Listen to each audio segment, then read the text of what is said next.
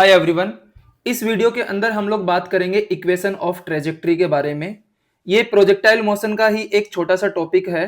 तो हम सबसे पहले यहाँ पे प्रोजेक्टाइल मोशन की कुछ बात करेंगे।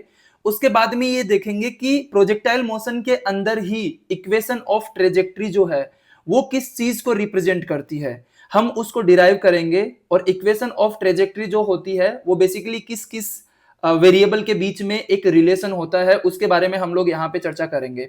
फिर उसके बाद में कुछ क्वेश्चन, 4-5 क्वेश्चन डिस्कस करेंगे इक्वेशन ऑफ ट्रेजेक्ट्री के ऊपर हम लोग, जिससे आप लोगों को इस टॉपिक को लेकर एक अच्छी खासी अंडरस्टैंडिंग डेवलप हो जाएगी।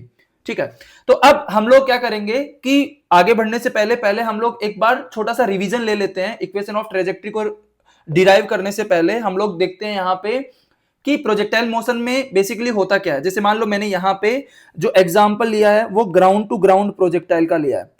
ये ग्राउंड टू ग्राउंड प्रोजेक्टाइल है। तो बेसिकली हमने यहाँ पे ओ पॉइंट से t इज इक्वल टू 0 पे, यहां पे देखिए आप लोग, ओ पॉइंट पे t इज इक्वल टू 0 पे मैंने एक पार्टिकल को इनिशियल वेलोसिटी u के साथ हॉरिजॉन्टल से थीटा एंगल पे उसको प्रोजेक्ट किया है। तो अब यहां पे आप लोगों को पता होगा कि इसका जो हॉरिजॉन्टल कंपोनेंट होगा वो होगा ux is equal to u cos theta, और इसका जो वर्टिकल कंपोनेंट होगा, वर्टिकल कंपोनेंट हो जाएगा हमारा uy is equal to u sin theta. ये हमारा वर्टिकल कंपोनेंट हो जाएगा। फिर उसके बाद में सेकंड सवाल ये आता है कि यहां पे दो डायरेक्शन में मोशन हो रहा है। बेसिकली जो प्रोजेक्टाइल मोशन है वो दो डायरेक्शन में, दो परपेंडिकुलर डायरेक्शन में साइमल्टेनियसली मोशन है। जैसे यहां पे एक्स डायरेक्शन में भी चल रहा है पार्टिकल और साइमल्टेनियसली पार्टिकल वाई डायरेक्शन में भी चल रहा है। तो हमें एक्स डायरेक्शन में एक्सेलरेशन देखना होता है, हमें वाई डायरेक्शन में एक्सेलरेशन देखना होता है। तो अगर इसके अंदर हम लोग देखें तो इस पार्टिकल के ऊपर यहां पे नीचे की तरफ जी लग रहा है, तो यहां पे वाई डायरेक्शन का एक्सेलरेशन हम लोग क्या ले लेंगे, माइनस जी। और यहां पे एक्स डायरेक्शन में कोई भी एक्सेलरेशन नहीं होता, तो एक्स डायरेक्शन का एक्सेलरेशन कितना हो जाएगा, 0 हो जाएगा। वाई डायरेक्शन का एक्सेलरेशन ग्रेविटी की वजह से माइनस जी हो जाएगा। एक्स डायरेक्शन का एक्सेलरेशन यहां पे क्या हो जाएगा, 0 हो जाएगा। अब हम लोग ये बात कर लेते हैं यहां पे कि एक्स डायरेक्शन में क्या हो रहा है और वाई डायरेक्शन में क्या हो रहा है, और क्या क्या चीजें हमें एक्स डायरेक्शन में दी गई है, क्या क्या चीजें हमें वाई डायरेक्शन में दी गई है। तो सबसे पहले हम लोग यहां लिखते हैं एक्स डायरेक्शन के बारे में कि एक्स डायरेक्शन में हमारे पास क्या क्या गिवन है, और यहां पे हमारे पास वाई डायरेक्शन में हमारे पास क्या क्या गिवन है इनिशियली। तो अगर आप यहां पे देखें तो एक्स डायरेक्शन की इनिशियल वेलोसिटी कितनी है, ux is equal to u cos theta, और x डायरेक्शन का एक्सेलरेशन कितना है, 0। तो इस इंफॉर्मेशन को हम लोग लिख लेंगे यहाँ पे, ux is equal to u cos theta and ax is equal to 0। y direction की इनिशियल वेलोसिटी कितनी है, u sin theta, and y direction का एक्सेलरेशन कितना है, माइनस जी। तो यहां पे हम लोग लिख लेंगे initial velocity in y direction is u sin theta and acceleration in y direction is what, minus g। minus g is the acceleration। अब इसके बाद में हम लोग देखेंगे कि हमने पार्टिकल को यहां से ओरिजिन से t इज इक्वल टू 0 पे प्रोजेक्ट किया। अब पार्टिकल इस वाले पाथ के ऊपर चलेगा। अब पार्टिकल इस पाथ पे चलेगा तो मान लो t टाइम बाद में पार्टिकल यहां पे at T time particle P point पे पहुंच गया, और इस P पॉइंट के कोऑर्डिनेट्स x एंड y है, क्योंकि हम जहां से पार्टिकल को प्रोजेक्ट करते हैं उस पॉइंट को हम लोग मानेंगे ओरिजिन। तो यहां के कोऑर्डिनेट्स क्या हो जाएंगे, 0 0 यहां के कोऑर्डिनेट्स हो जाएंगे। P पॉइंट के कोऑर्डिनेट्स हमने क्या मान लिए, x और y मान लिए। तो अब इसको हम लोग बना लेते हैं यहां पे। तो कुछ टाइम बाद में पार्टिकल पहुंचा P पॉइंट के पे जिसके कोऑर्डिनेट x एंड y है। इसकी x डायरेक्शन की वेलोसिटी vx है, इस पॉइंट पे y डायरेक्शन की वेलोसिटी vy है, और इस पॉइंट पे जो वेलोसिटी है वो है v। मान लेते हैं कि v वेलोसिटी है, और ये जो वेलोसिटी है v वेलोसिटी p पॉइंट पे, ये हॉरिजॉन्टल के साथ ये जो एंगल बना रही है ये मान लेते हैं कितना है, अल्फा। तो अब आप लोग देख सकते हैं, और ये किस टाइम की बात है, ये एट टी टाइम की बात हो रही है। ये कौन से टाइम की बात हो रही है, टी टाइम की बात हो रही है। अब आप लोग देख सकते हैं कि पार्टिकल ने t इज इक्वल टू 0 पे ओरिजिन यहां से चलना स्टार्ट किया। अब पार्टिकल t टाइम में x डायरेक्शन में इतना चला है और पार्टिकल y डायरेक्शन में इतना चला है। तो ये वाला x डायरेक्शन का डिस्प्लेसमेंट है और ये वाला किसका है, y डायरेक्शन का डिस्प्लेसमेंट है। कितने टाइम में, t टाइम के अंदर। अब हम लोग यहां पे x डायरेक्शन का डिस्प्लेसमेंट लिखेंगे, y डायरेक्शन का डिस्प्लेसमेंट लिखेंगे।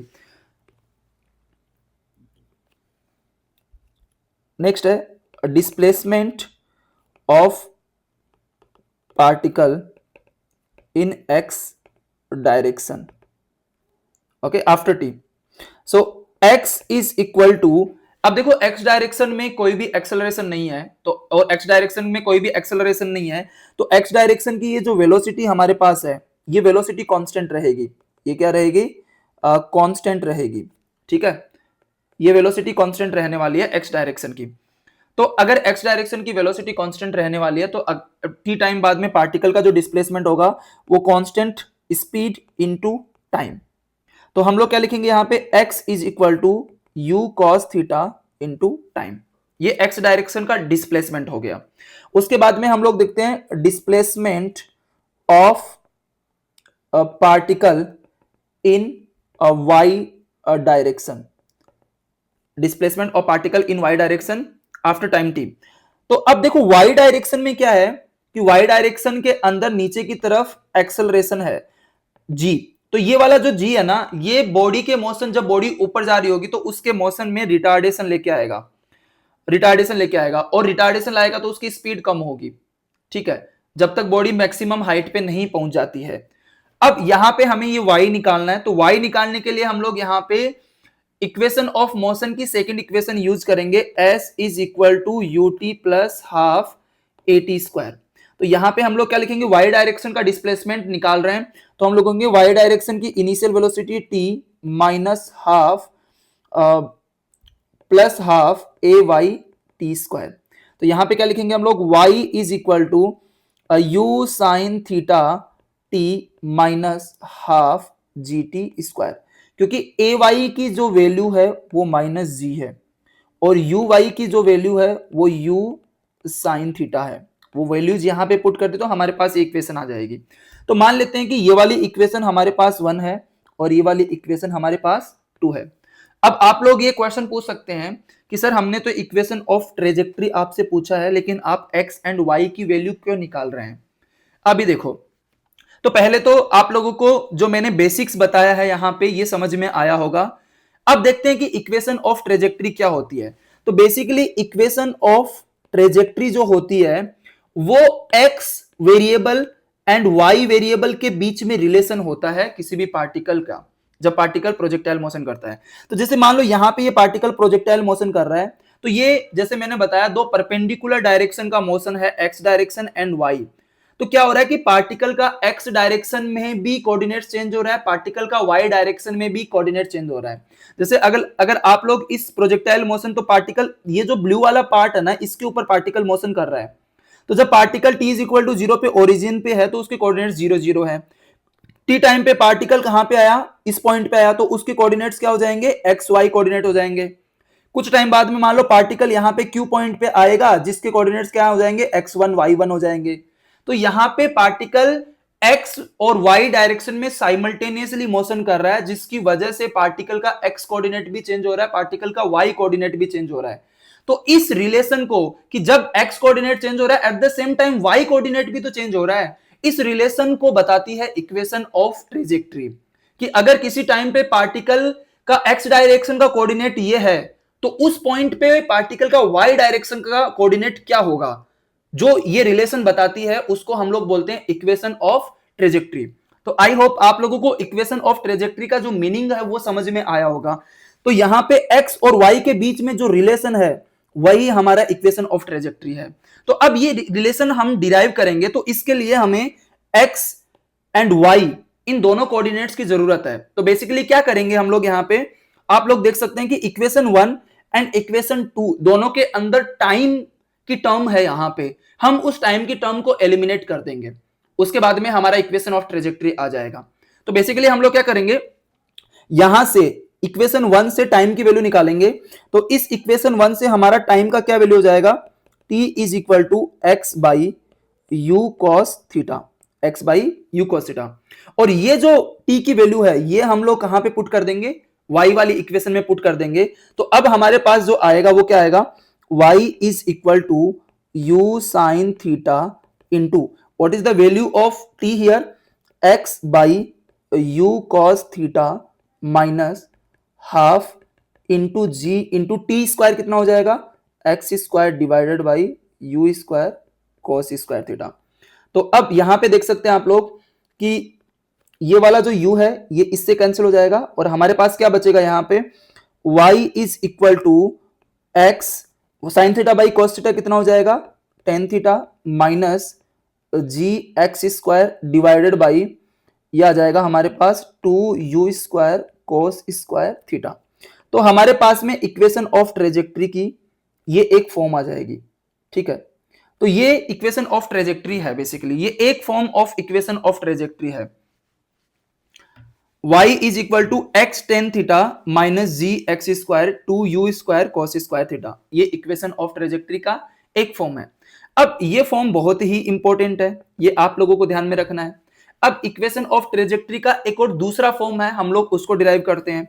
तो अब देखो यहां पे हम लोग क्या करेंगे कि नेक्स्ट ये जो इक्वेशन है यहां पे, इस इक्वेशन में से हम लोग एक्स टेन थीटा को क्या ले लेंगे? बाहर ले लेंगे कॉमन।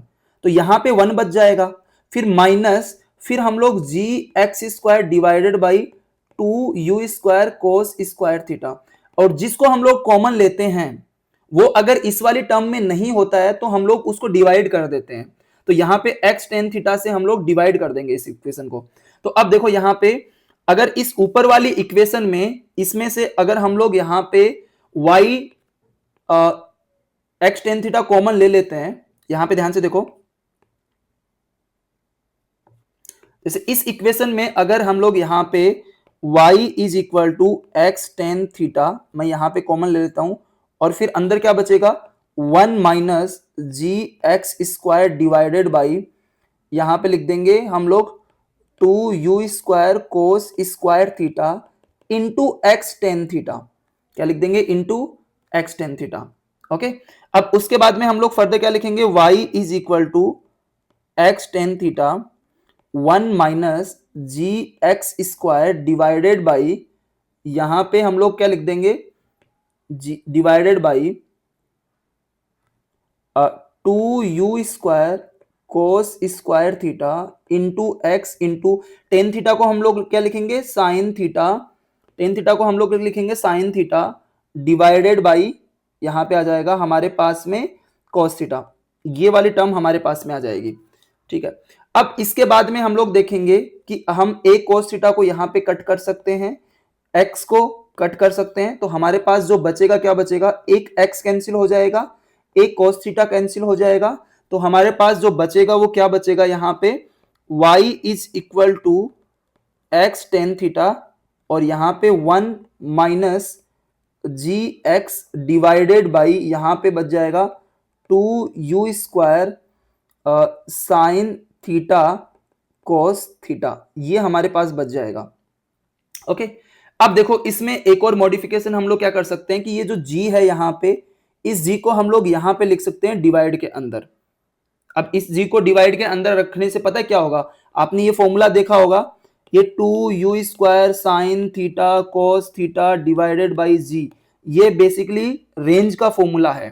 तो अब हमारे पास में क्या आ जाएगा? हम इसको फर्दर ऐसे लिख सकते हैं y is equal to x tan theta और यहां पे आ जाएगा 1 minus x divided by 2u square sine theta cos theta divided by ये आ जाएगा r, और ये हमारा क्या हो जाएगा? यहां पे ये हमारा हो जाएगा रेंज। ये क्या हो जाएगा? डिवाइडेड बाई r नहीं, सॉरी, डिवाइडेड बाई हम लोग लिखेंगे यहां पे g। अब ये हमारा किसका फॉर्मूला हो जाएगा? रेंज का फॉर्मूला। तो अब इसको रेंज से रिप्लेस करेंगे तो हमारे पास इक्वेशन ऑफ ट्रेजेक्ट्री की एक और फॉर्म हो जाएगी जिसके ऊपर मोस्टली क्वेश्चन पूछे जाते हैं, और ये बहुत ही इंपॉर्टेंट एक फॉर्म है इक्वेशन ऑफ ट्रेजेक्ट्री की। तो ये हमारे पास सेकंड इक्वेशन ऑफ ट्रेजेक्ट्री हो गई। ये हमारे पास में क्या हो गया? Second equation of trajectory. तो पहली तो हमारे पास में कौन सी हो गई? ये वाली फर्स्ट इक्वेशन ऑफ ट्रेजेक्ट्री हो गई जो आप लोगों को ध्यान में रखनी है, और ये वाली हमारे पास में दूसरी इक्वेशन ऑफ ट्रेजेक्ट्री होगी जिसके ऊपर मोस्टली क्वेश्चन पूछे जाते हैं एग्जाम के अंदर। तो y is equal to x tan theta 1 minus x by R, तो ये इक्वेशन ऑफ ट्रेजेक्ट्री है। अब इसके ऊपर कुछ क्वेश्चन डिस्कस करने से पहले हम लोग एक और प्रोजेक्टाइल मोशन है जो कि हॉरिजॉन्टल प्रोजेक्टाइल मोशन है, उसके भी इक्वेशन ऑफ ट्रैजेक्टरी देख लेते हैं। हॉरिजॉन्टल प्रोजेक्टाइल मोशन में बेसिकली क्या होता है कि किसी पार्टिकल को हम लोग हाइट से हॉरिजॉन्टल डायरेक्शन में u वेलोसिटी देके फेंकते हैं। तो अब h हाइट पे तो पार्टिकल इस पाथ को फॉलो करता है, तो यहां पे भी इक्वेशन ऑफ ट्रैजेक्टरी निकालेंगे हम लोग। तो अभी हम लोग हॉरिजॉन्टल प्रोजेक्टाइल मोशन के अंदर इक्वेशन ऑफ ट्रैजेक्टरी निकालेंगे। तो बेसिकली हमने ऊपर क्या देखा, इक्वेशन ऑफ ट्रैजेक्टरी क्या होता है, x coordinate and y coordinate के बीच में रिलेशन होता है, दैट्स इट। तो अब यहां पे देख सकते हैं कि हमने एक पार्टिकल को h हाइट से हॉरिजॉन्टल वेलोसिटी u देके प्रोजेक्ट किया है, तो पार्टिकल इस वाले पाथ को फॉलो करता हुआ ग्राउंड के ऊपर आएगा। तो मान लो t इक्वल टू 0 पे हमने पार्टिकल को यहां पे फेंका है, और मान लेते हैं कि आफ्टर टाइम t टाइम पे particle at time t particle p point पे पहुंचता है जिसके कोऑर्डिनेट x एंड y है, एंड हॉरिजॉन्टल डायरेक्शन की वेलोसिटी vx है एंड वर्टिकल डायरेक्शन की वेलोसिटी कितनी है, vy। ठीक है, तो अब हम लोग यहां पे मान लेते हैं कि कुछ टाइम बाद में पार्टिकल यहां पे इस पॉइंट पे पहुंचता है जिसका x कोऑर्डिनेट, वेलोसिटी का x कोऑर्डिनेट है यहां पे vx एंड y कोऑर्डिनेट है यहां पे, y कोऑर्डिनेट यहां पे हो जाएगा vy, और पार्टिकल का ये जो है ये हमारा हो जाएगा v, और ये पॉइंट p है जिसके कोऑर्डिनेट x एंड y है, और ये एट टाइम t पे है, और t इज इक्वल टू 0 पे पार्टिकल को हमने यहां से प्रोजेक्ट किया था। तो हम जिस पॉइंट से पार्टिकल को प्रोजेक्ट करते हैं उसको ओरिजिन मानते हैं, बेसिकली उसको क्या मानते हैं, ओरिजिन मानते हैं हम लोग। अब यहां पे देख सकते हैं कि इनिशियल वेलोसिटी x डायरेक्शन की इनिशियल वेलोसिटी कितनी है, u है, बट y डायरेक्शन की इनिशियल वेलोसिटी कितनी है, यहां पे 0 है। तो वही सेम इंफॉर्मेशन लिख लेंगे, ये हमारा ओरिजिन हो जाएगा, यहां पे ओरिजिन के कोऑर्डिनेट्स 0 0 होते हैं। तो अब x डायरेक्शन में क्या हो रहा है, x डायरेक्शन की इनिशियल वेलोसिटी u है, x डायरेक्शन में कोई भी एक्सेलरेशन नहीं है, y डायरेक्शन की इनिशियल वेलोसिटी जो है uy वो 0 है, एंड y डायरेक्शन का एक्सेलरेशन हमारे पास कितना है, g। तो अब x direction after time t, x direction का जो t टाइम के बाद में x डायरेक्शन जो है उसका डिस्प्लेसमेंट कितना होगा, हम लोग लिख देंगे x is equal to u t, because x direction में कोई भी एक्सेलरेशन नहीं है, तो x डायरेक्शन की स्पीड क्या रहेगी, यहां पे कांस्टेंट रहेगी। तो यहां से टाइम की वैल्यू कितनी आ जाएगी, x बाई यू, ये टाइम की वैल्यू आ जाएगी। अब y डायरेक्शन की इनिशियल वेलोसिटी 0 है, बट y डायरेक्शन में एक्सेलरेशन है जिसकी वजह से पार्टिकल y डायरेक्शन में मूव करेगा। तो हम लोग यहां पे क्या लिख देंगे, y is equal to u y t minus half g t square. यहां पे ये वाली टर्म हो जाएगी 0। क्यों हो जाएगी ये वाली टर्म 0, क्योंकि y डायरेक्शन में इनिशियली कोई भी वेलोसिटी नहीं है। y डायरेक्शन में इनिशियली कोई भी वेलोसिटी क्यों नहीं है, क्योंकि इनिशियली हम लोग पार्टिकल को केवल x डायरेक्शन के अंदर प्रोजेक्ट कर रहे हैं, यहां पे y डायरेक्शन में कोई वेलोसिटी दे नहीं रहे हम लोग पार्टिकल को। तो अब यहां पे हमारा y कितना आ जाएगा, y is equal to minus half g t square, ये मान लेते हैं इक्वेशन 2 हो जाएगी, और ये हमारी इक्वेशन 1 हो जाएगी। तो अब ये जो टाइम की वैल्यू है, ये टाइम की वैल्यू इस इक्वेशन में हम लोग पुट करेंगे, तो हमारे पास हॉरिजॉन्टल प्रोजेक्टाइल मोशन के लिए इक्वेशन ऑफ ट्रेजेक्टरी आ जाएगी, y is equal to minus half g, t की वैल्यू कितनी है, x by u and whole square.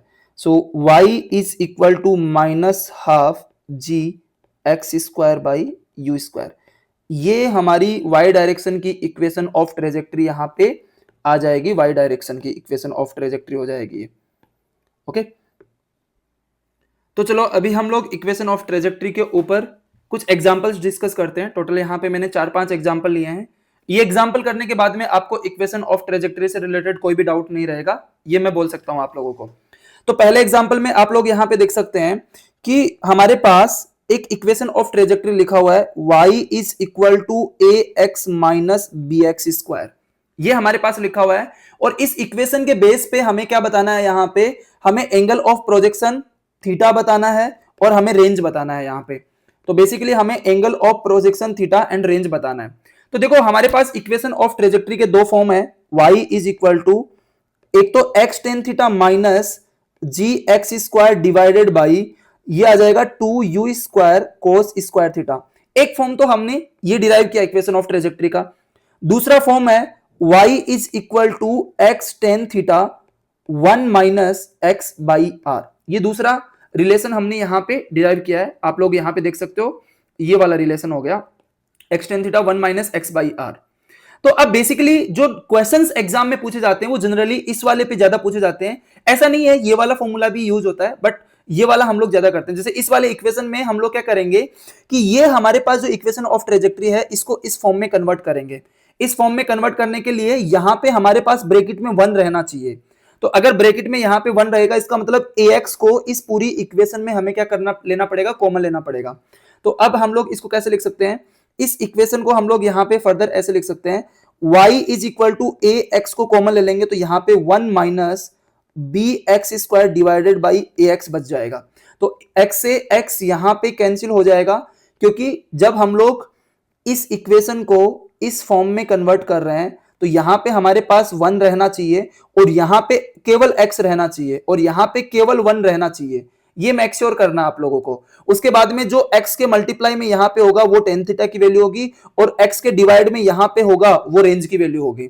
तो अगर हम लोग यहां पे लिखें तो x से x कैंसिल हो जाएगा और ये जो b है ना, b यहां पे देखो, इस यहां पे केवल हमारे पास में x रहना चाहिए तो इस b को हम लोग डिवाइड में लिख देंगे। तो हमारे पास नया फॉर्म कैसा बनेगा, y is equal to a x 1 minus x divided by a by b. ये हमारे पास में नया फॉर्म बन जाएगा। अब अगर इसको और इसको हम लोग दोनों को कंपेयर करें तो x की जगह पे x है, a की जगह पे टेन थीटा है और टेन थीटा की जगह पे a है, तो हमारी टेन थीटा की वैल्यू a हो जाएगी और यहां पे r की जगह पे क्या है, a बाई b है, तो हमारी रेंज की वैल्यू कितनी हो जाएगी, a बाई b। तो हम लोग क्या लिखेंगे यहां पे कि हमारा टेन थीटा की वैल्यू कितनी हो जाएगी, a हो जाएगी। तो थीटा एंगल ऑफ प्रोजेक्शन आ जाएगा टेन इनवर्स a, ये हमारा एंगल ऑफ प्रोजेक्शन हो जाएगा। फिर उसके बाद में रेंज हमारा हो जाएगा कितना, a बाई b, ये हमारी रेंज की वैल्यू हो जाएगी। तो ये था फर्स्ट क्वेश्चन। अब सेकंड क्वेश्चन हम लोग डिस्कस करते हैं। ये सेकंड क्वेश्चन है। सेकंड क्वेश्चन में यहां पे क्या दिया हुआ है, the equation of path of projectile given by, this is the equation of path of projectile. Again ये हमें जो फॉर्म दिया हुआ है ना इसको हम लोग कन्वर्ट करेंगे, y is equal to x tan theta 1 minus x divided by R. और हमें यहाँ पे टोटल 5 चीजें पूछी गई है, ये 5 चीजें फाइंड आउट करनी है। तो अब हम लोग इसको सोल्व करते हैं। तो देखो y is equal to root three x minus 5x square. अब इसको कन्वर्ट के कौन सी फॉर्म में करना है, y is equal to x tan theta 1 minus x by R, इस फॉर्म में हमें कन्वर्ट करना है। इस फॉर्म में कन्वर्ट करने के लिए यहां पे हमारे पास केवल एक बचना चाहिए और यहां पे हमारे पास केवल x बचना चाहिए। तो हम लोग क्या करेंगे कि इस वाले इक्वेशन में, इस वाले इक्वेशन के अंदर हम लोग रूट थ्री एक्स जो है ना उसको बाहर कॉमन ले लेंगे। तो यहां पे हमारे पास क्या बच जाएगा, केवल 1 बच जाएगा और यहां पे minus 5x square divided by root three x. तो हमारा एक x यहां पे कैंसिल हो जाएगा और बचा क्या हमारा, y is equal to root three x 1 minus x divided by root three by 5। हम लोग इस 5 को डिवाइड में लिख सकते हैं क्योंकि हमें इस वाले टर्म में केवल क्या चाहिए, x चाहिए। तो हम लोग इसको ऐसे लिख लेंगे। अब अगर हम लोग इसको कंपेयर करें, यहां पे अगर हम लोग इसको कंपेयर करें तो टेन थीटा की वैल्यू रूट थ्री है और यहां पे r की वैल्यू रूट थ्री बाई 5 है। तो हम लोग क्या लिखेंगे, tan theta is equal to root three, so theta is equal to हमारा आ जाएगा 60 डिग्री और यहां पे range is equal to root three by 5, ये हमारी रेंज की वैल्यू आ जाएगी रूट थ्री बाई 5। अब हमने यहां पे फर्स्ट कैलकुलेट कर लिया, सेकंड कैलकुलेट कर लिया, अब u निकालते हैं। अब देखो r इज इक्वल टू कितना होता है, u 2u square sine theta cos theta divided by हमारा हो जाएगा g, और ये वैल्यू कितनी दी हुई है हमारे पास, रूट थ्री बाई 5। ओके, तो अब हम लोग, हमारे पास थीटा की वैल्यू है तो हम लोग पुट कर देंगे यहाँ पे 2u square into sine theta, sine 60 degree कितना हो जाएगा, root three by two into cos 60 degree 1 by two divided by ये आ जाएगा 10 is equal to root three by 5। अब यहाँ पे कौन कौन सी चीजें कैंसिल हो रही है, ये 2 कैंसिल हो रहा है, ये 5 इससे 2 टाइम कैंसिल हो जाएगा, रूट थ्री भी कैंसिल हो रहा है, तो हमारे पास कितना आ जाएगा, u square is equal to हमारे पास 4 and u is equal to आ जाएगा 2 मीटर पर सेकेंड। ये हमारे पास किसकी वैल्यू आ जाएगी, u की वैल्यू आ जाएगी 2 मीटर पर सेकेंड। तो ये हमारा थर्ड हो जाएगा। तो बेसिकली ये फर्स्ट था, ये सेकंड है, ये हमारा थर्ड हो जाएगा। फोर्थ में हमें क्या निकालना है, h इज इक्वल टू कितना होता है, you square sine square theta divided by 2g। ये h का फॉर्मूला होता है। तो u की वैल्यू कितना आ जाएगी, 2 यहाँ पे साइन स्क्वायर थीटा कितना हो जाएगा, √3/2 का होल स्क्वायर। साइन 60 की वैल्यू √3/2 उसका होल स्क्वायर हो जाएगा। यहाँ पे कितना आ जाएगा, 2 × 10, 2 से 2 कैंसिल हो जाएगा। हमारे पास कितना आ जाएगा, h इज इक्वल टू आ जाएगा 2 × 3 डिवाइडेड बाई 4 × 10 और ये कितना आ जाएगा हमारे पास 3/20 मीटर। ये हमारा हो जाएगा फोर्थ। एंड इसके बाद में हमारा फिफ्थ जो निकालना है हमें, time of light, so that is 2u sine theta divided by z। आप लोगों को ये फॉर्मूले सारे याद होंगे। 2 × 2 × साइन 60 हो जाएगा √3/2 डिवाइडेड बाई 10। तो हमारा आ जाएगा 2√3/10 और √3/5 सेकेंड। ये हमारा टाइम आ जाएगा √3/5 सेकेंड। तो ये हमारा सेकेंड क्वेश्चन हो गया। अब उसके बाद में हम लोग थर्ड क्वेश्चन डिस्कस करते हैं। इफ, ये again if y is equal to 3x minus 1/8x² आप लोगों को दे रखा है। तो इसको सोल्व करते हैं हम लोग। अगेन हम लोग इसको किस फॉर्म में लिख लेंगे, y is equal to 3x minus x²/8 है। तो यहां पे y is equal to x tan theta 1 minus x/r। इस फॉर्म में बनाने के लिए इसको लिखेंगे हम लोग y is equal to 3x 1 minus x²/8 into 3x। तो एक x यहां पे कैंसिल हो जाएगा। तो हमारे पास y इज इक्वल टू कितना आ जाएगा, 3x 1 माइनस और ये आ जाएगा x/24। तो यहाँ पे टेन थीटा की जो वैल्यू आती है वो 3 आती है और रेंज की जो वैल्यू आती है 24। तो एक तो हमें रेंज फाइंड आउट करना है यहाँ पे, तो उसकी वैल्यू कितना आ जाएगी 24। अब मैक्सिमम हाइट फाइंड करनी है, तो रेंज की वैल्यू तो कितनी आ जाएगी 24 और टेन थीटा कितना आ जाएगा 3। तो अगर टेन थीटा 3 है और हमारा मैक्सिमम हाइट कितना है, मैक्सिमम हाइट का फॉर्मूला जो होता है कि क्या होता है, h is equal to u square sine square theta divided by 2z। ये हमारा मैक्सिमम हाइट का फॉर्मूला होता है। अब हमारे पास टेन थीटा की वैल्यू आ गई, तो हमें देखो मैक्सिमम हाइट निकालने के लिए हमें साइन थीटा की वैल्यू चाहिए। तो हम लोग क्या करेंगे, बेसिकली ये जो ट्राइंगल है हमें टेन थीटा की वैल्यू दी गई है ना। देखो आप पूरी फिजिक्स में एक चीज ध्यान में रखो, जब भी आपको एक ट्रिगोनोमेट्री रेशियो की वैल्यू गिवन हो और उसके अलावा बाकी 5 ट्रिगोनोमेट्री में से किसी भी एक ट्रिगोनोमेट्री रेशियो की वैल्यू चाहिए तो आप इजीली निकाल सकते हो। जैसे tan theta is equal to कितना दिया हुआ है, tan theta is equal to 3 दिया हुआ है, बाई 1 कर सकते हैं। और टेन थीटा क्या होता है, परपेंडिकुलर बाई बेस। तो बेसिकली इस ट्राइंगल के अंदर अगर ये वाला एंगल में थीटा मानूं, अगर ये वाला एंगल में थीटा मानूं तो परपेंडिकुलर यहां पे कितना है 3, बेस यहां पे कितना है 1। तो हम यहां पे हाइपोटेनस कितना लिख देंगे 10 √10।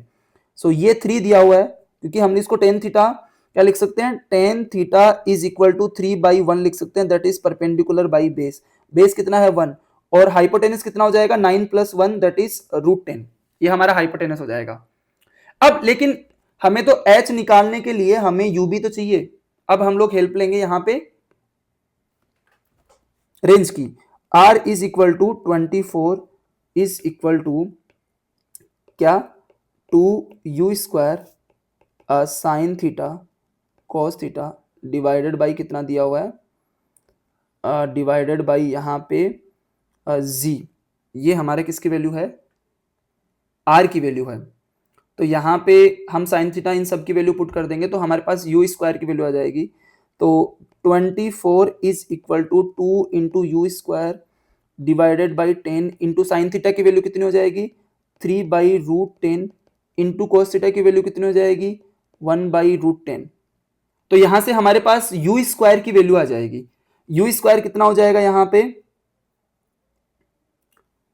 देखो ये इससे ये 6 है तो ये इससे 4 टाइम्स कैंसिल हो जाएगा, तो हम लोग यहाँ पे लिख देंगे u square is equal to 4 into 10 into 10 that is 400 and u square 400 आ जाएगा। ये यू स्क्वायर की वैल्यू हम लोग यहाँ पे पुट कर देंगे तो हमारे पास h की जो वैल्यू आ जाएगी h is equal to u square sine square theta divided by 2g that is u square 400 divided by 2 into 10 into sine square theta कितना हो जाएगा, साइन थीटा की वैल्यू कितनी है यहाँ पे 3 by root 10।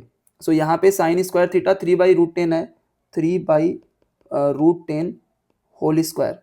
So h is equal to 400 divided by 2 into 10 into 9 divided by root 10 square कितना हो जाएगा 10, तो ये कैंसिल हो जाएगा यहाँ पे, तो हमारे पास आ जाएगा 36 divided by 2 that is 18 metre and this is the answer of height. अब नेक्स्ट एग्जांपल नंबर 4 डिस्कस करते हैं। तो ये बेसिकली जब नीट से पहले AIPMT हुआ करता था ना, उसका क्वेश्चन है। AIPMT all India pre medical test हुआ करता था, उसका क्वेश्चन है। तो बेसिकली ये नीट का PYQ है। अब इसको डिस्कस करते हैं।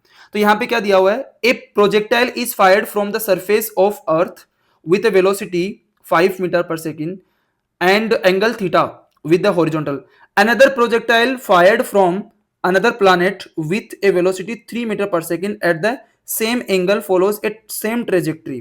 तो यहां पे हमारे पास बेसिकली एक तरफ अर्थ है, दूसरी तरफ प्लैनेट है, दोनों पे प्रोजेक्टाइल सेम है, लेकिन दोनों पे जो ग्रेविटेशनल एक्सेलरेशन है उसकी वैल्यू अलग अलग है।